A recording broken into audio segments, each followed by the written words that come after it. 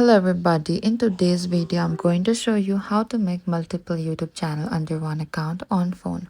So firstly what you need to do is you can open any of the web browser. You can go to Chrome or Safari. As I'm going to open a Chrome, in the top here select that address bar and type down youtube.com and search for it. So over here, once you reach inside your YouTube channel, you need to select this three dot icon in the bottom right.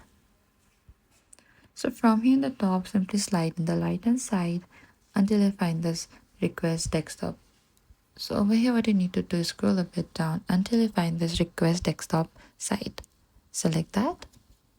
So over here in the top right corner there's a profile icon, select that again. And from here you need to go to this switch account in the top. And from here select this view all channels. So over here in the top right corner, there's this plus icon, that is you create a new channel here. So simply select this plus icon here. So over here, you can simply type down your name. You can also select the picture and your handle as well. And after that, select create beside the cancel. And that is it. That is how you can make multiple YouTube channel under one account. Thank you for watching this video. I hope this video was helpful.